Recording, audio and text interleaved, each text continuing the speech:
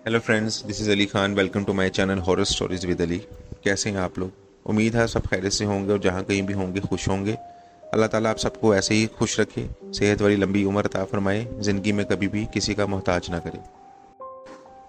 मेरे इस चैनल पर आपको बहुत सारी हॉरर एंड क्रीपी स्टोरीज सुनने को मिलेंगी, जिनमें से कुछ स्टोरीज लोगों की आप बीती होंगी और कुछ स्टोरीज मेरे ज़ाती तजुर्बात होंगे। आप सबसे हम्बल रिक्वेस्ट है कि मेरे इस सफ़र में मेरा साथ दें और मुझे सपोर्ट करने के लिए मेरे यूट्यूब चैनल वीडियोस को लाइक करें और चैनल को सब्सक्राइब करें और बेल आइकन पर प्रेस करना ना भूलें, ताकि मेरी हर आने वाली वीडियो आप तक बआसानी पहुंच सके। चलते हैं आज की स्टोरी की तरफ।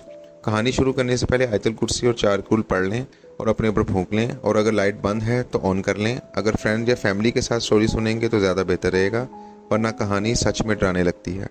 बेहतर ये है कि अकेले ना सुने। सो व्यूअर्स, आज की स्टोरी का टॉपिक है कलाम की खौफनाक रात। आइए शुरू करते हैं। काशिफ और उसकी बीवी महक दोनों लाहौर की मसरूफ़ ज़िंदगी से तंग आ चुके थे। रोज़ का रश, दफ्तरों का दबाव, घर की जिम्मेदारियां, हर दिन एक नया चक्कर था। शहर का शोर उनके जहनों में घुल गया था और सुकून जैसे किसी पुरानी याद की तरह खो गया था। रात को छत पर खड़े काशिफ ने एक दिन कहा, महक, मुझे लगता है हम कहीं खो गए हैं। बस काम, बल और थकन, जिंदगी का मजा ही नहीं रहा। महक ने धीमी मुस्कुराहट के साथ कहा, तो फिर चलो कहीं दूर निकलते हैं, जहां सिर्फ हम हों और खामोशी। अगली सुबह काशिफ ने प्लान बना लिया। कालाम चलते हैं, उसने कहा, पहाड़ों में सुकून मिलेगा। महक के चेहरे पर रोशनी आ गई। बस मुझे भी शहर से दूर जाने का इंतजार था। सुबह जल्दी निकले। मोटरवे पर सूरज अभी नया नया उतरा था और हवा के झोंके खिड़की से अंदर आकर चेहरों को छू रहे थे।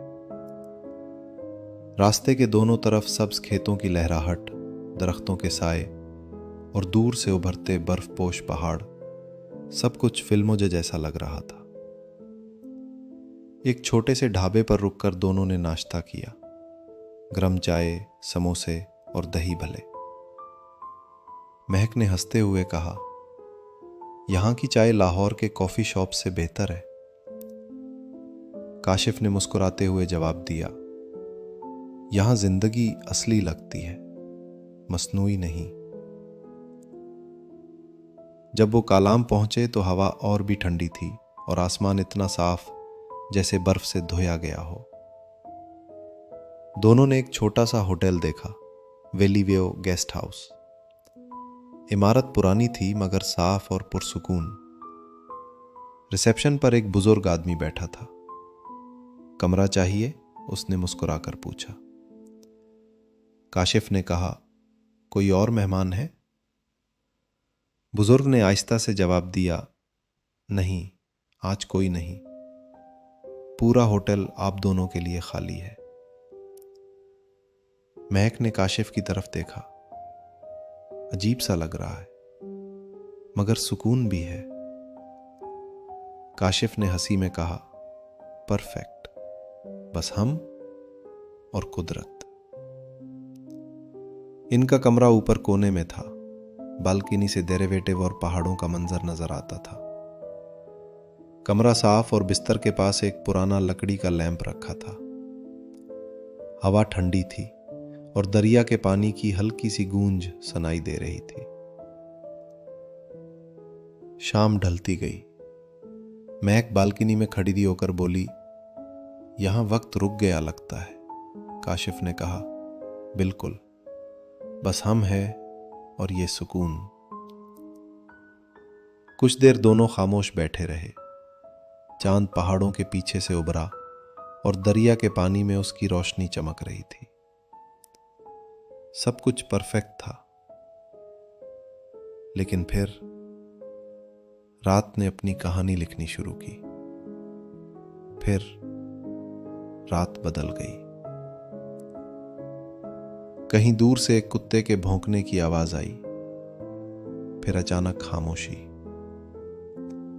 आसमान पर बादल छाए हुए थे, चांद कभी छुपता कभी निकलता। महक ने आंखें खोलीं और दरिया की तरफ देखा। उसने धीमी आवाज में कहा, काशिफ, वो देखो, दरिया के पास कोई है। काशिफ ने आंखें मिलकर देखा। अंधेरा है, शायद साया होगा। लेकिन महक का चेहरा सफेद पड़ गया था। वहां 2 लाल आंखें हैं, मुझे देख रही है। काशिफ ने हंसने की कोशिश की। तुम्हें लगता है थकन है बस।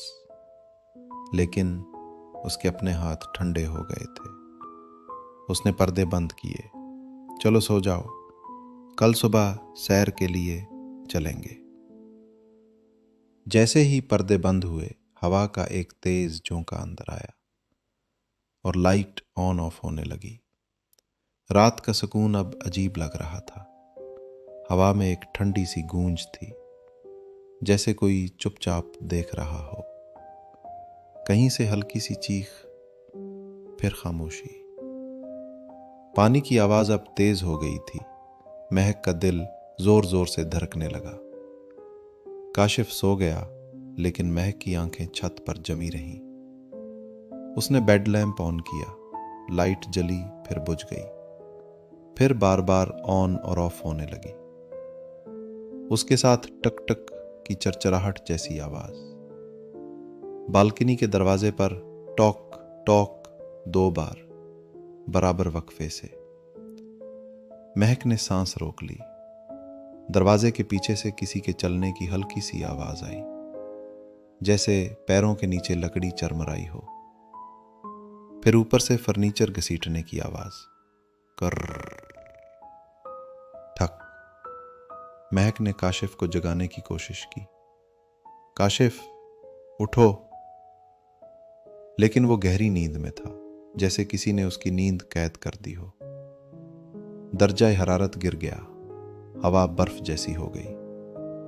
महक ने चादर सर तक खींच ली। फिर एक और टॉक टॉक और खिड़की के शीशे हिले। पर्दा हवा में उड़कर नीचे गिरा और दरिया के पार से वो लाल रोशनी अब कमरे के अंदर आने लगी। महक ने आंखों के कोने से देखा, एक साया बेड के पास से गुजरा। किसी ने धीमी सिरगोशी की, तुम्हें सुकून चाहिए था ना? उसका सांस रुक गया। उसने काशिफ का हाथ पकड़ा, ठंडा जैसे बर्फ। काशिफ, लेकिन कोई जवाब नहीं आया, सिर्फ एक हल्की सी सांस। मगर वो काशिफ की नहीं थी। घड़ी ने 3 बजाए और सब कुछ रुक गया। ना आवाज, ना हवा, सिर्फ वो लाल रोशनी जो अब बिल्कुल बेड के पास आ गई थी। फिर सब कुछ काला। सुबह जब काशिफ ने आंखें खोलें तो सब ठीक लग रहा था। कमरा साफ था, हवा में हल्की खुशबू थी। महक खामोश थी, नजरें नीचे। कल रात सब ठीक था ना? काशिफ ने पूछा। महक ने धीमी आवाज में कहा, मुझे नहीं पता, बस याद है कि कोई था। नाश्ते पर उन्होंने रिसेप्शन वाले से पूछा, रात को कोई आया था क्या? लाइट्स भी ऑन ऑफ हुई। बुजुर्ग हैरान होकर बोला, नहीं साहब, होटल में आप दोनों के अलावा कोई नहीं था और बिजली बिल्कुल ठीक थी। उनके दिल का हाल उबर आया। पार्किंग में गए, सिर्फ उनकी गाड़ी खड़ी थी। काशिफ ने बगैर कुछ कहे चाबी घुमा दी। महक ने पीछे मुड़कर होटल देखा। बालकनी पर पर्दा हल्का सा हिल रहा था, बगैर हवा के। सफर के दौरान दोनों खामोश रहे। कलाम के मनाजिर अब भी खूबसूरत थे, लेकिन सुकून नहीं था। महक खिड़की से बाहर देखती रही, हर साया उसे डराता था।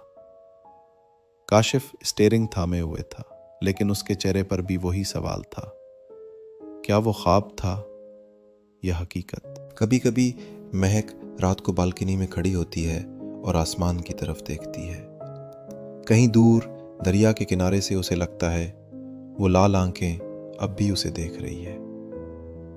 और काशिफ धीमी आवाज में कहता है, कुछ सुकून महफूज नहीं होता। कालाम की वादी ने उन्हें सिखाया कि हर सुकून के पीछे एक असरार होता है जो इंसान के जहन में हमेशा के लिए दाग बन जाता है। जी दोस्तों, आई होप कि ये स्टोरी आपको अच्छी लगी होगी। आपको ये स्टोरी पसंद आई हो तो प्लीज़ इस वीडियो को लाइक करें ताकि हमें मालूम हो कि आप ऐसे कंटेंट को पसंद करते हैं। नीचे कमेंट में अपनी राय का इजहार करें और चैनल को लाइक एंड सब्सक्राइब करना ना भूलें और बेल आइकन पर क्लिक करें ताकि आप हमारी मज़ीद स्टोरीज़ को एंजॉय कर सकें। शुक्रिया, अल्लाह हाफिज़।